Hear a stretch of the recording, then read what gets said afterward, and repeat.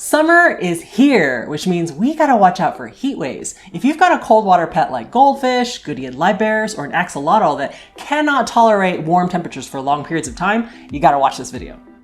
Hi, my name is Irene with Aquariumcoop, and you may not know this about me, but I used to keep axolotls, so I'm very familiar with the pain and struggle of trying to keep that water cold enough.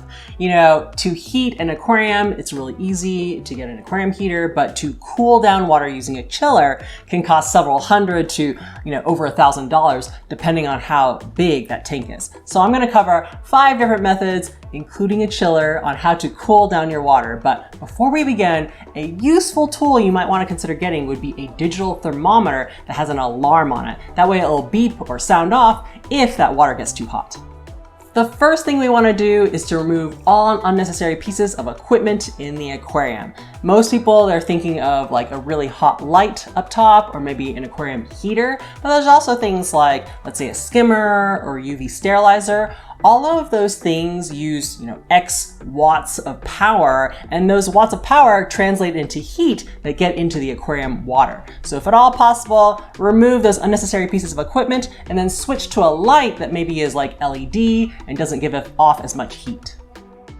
The second thing to consider would be the location of your aquarium. So obviously we don't want the tank to be under direct sunlight. That's going to definitely heat it up. Even if it's in a room with lots of windows, you might want to close those curtains during the daytime so that it's not warming up the entire room.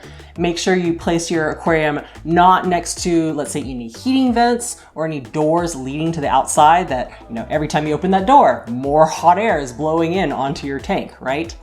Another thing you may not have considered is your aquarium near some kind of large appliance that gives off lots of heat? So for example, an oven, a dryer, maybe even a gaming console or a desktop PC if it's in your bedroom. Like that thing could be blowing hot air on your tank and you don't even realize it. If you have your aquarium in some kind of rack system, definitely put your cool water fish or animals in the bottommost aquarium because heat tends to rise and therefore that lowest bottommost aquarium can actually be a few degrees cooler than the aquarium up top. If I was going to keep axolotls again, I would definitely put their tank way down in our basement. That is the coldest spot in our house, whether it's wintertime or even during the summer. All the air conditioning just kind of settles there and it would be nice and cool for any animals like axolotls to live. If removing all the heat sources and putting it in the ideal location still doesn't make the tank cool enough, let's try method number 3, evaporative cooling. Very, very effective. It's kind of like how when your body gets too hot, you start to have beads of sweat on your skin. As the sweat evaporates, it cools you down. So in the same way, we can encourage evaporation in your aquarium, thus lowering it a few degrees. Now, the easiest way would be to just remove the aquarium lid, and that way the water can actually evaporate and escape. Now, some people don't feel comfortable with that because they may have animals they're afraid of jumping out of the water. So we can take a page from our saltwater aquarium friends, and they sell lots of DIY mesh aquarium lids basically that you can make and custom to fit your aquarium, whatever size it is. Now, if you don't like the idea of using a mesh lid, you can also just lower the water a few inches so that the jumpers won't get out.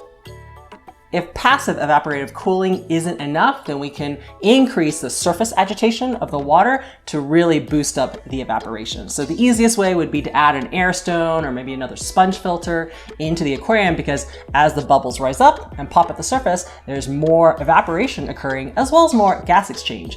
A lot of times we don't think that not only is the temperature getting hotter in the summer, but also warm water holds less oxygen than cooler water. So adding more bubbles and more gas exchange will help with oxygenation. What I did for my axolotls was actually buy a USB fan, and then I got a USB battery pack so that I could attach it to it, and then just in case there was a power outage, it would keep running for a little bit. And then the other end of the battery pack was attached to a power cable, extension cable, that plugged into the nearest wall outlet. Then I used command strips to basically tape attach the battery pack onto the wall so that it was mounted a little bit higher than the top of the aquarium. And then the USB fan had kind of this angled neck that I could move around and aim directly at the water surface and really crank out that evaporative cooling. If that kind of DIY solution is not particularly attractive to you, you can always get a table fan to blow onto the aquarium, or maybe even a room fan that will cool the whole room, but it will also be a little bit louder as well compared to the USB option. Method number 4 to try would be adding some kind of insulation to cover the sides and back wall of the aquarium. Although, I guess in case of an emergency, you could always cover the front panel as well if you really needed to. But some people like to get sheets of styrofoam from, let's say, Walmart or craft store. But I like to go to the hardware store and get this double reflective insulation. It kind of looks like foil covered or colored bubble wrap. You can see I just cut a piece out that could cover the sides and back wall, and then I just taped them to the aquarium using Scotch tape on the upper and lower rim. Very effective, really any kind of method that can save you a few degrees of temperature and minimize the amount of heat that's coming from the outside area and trying to get into your colder water aquarium is totally worth it in my opinion, even if it's not the prettiest. Method number 5 is the aforementioned chiller, the very expensive but very reliable method of cooling down your tank. So it kind of works like a canister filter, where it's this big box machine that sits outside of your tank, and then it has 2 hoses that reach into your aquarium. One of them sucks water in, and then instead of filtering water, it cools down the water inside of the box, and then the other tube sends the water back into your aquarium, thus cooling the water overall. Again, do your research on what is the best brand, performance that works for your budget, but if none of the other methods work, chiller is the way to go. Now, I know some of you may be saying, Irene, what about using ice? And this is the method where you take bottles of water and you freeze them in the aquarium, or maybe blue ice like this, and you put it in a Ziploc bag, and then you put that in the aquarium. It floats at the surface and cools down the water, right?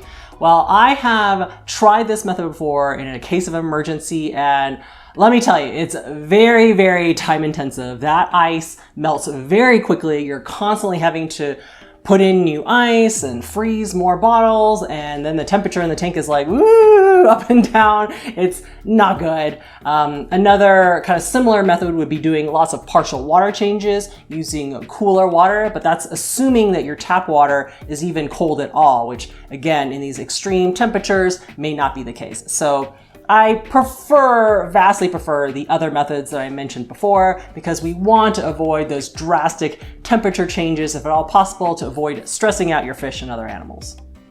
If you like these tips, check out our top 10 cool water fish you can keep in an unheated aquarium or an outdoor mini pond during the summer. Enjoy Nature Daily, and I'll catch you later.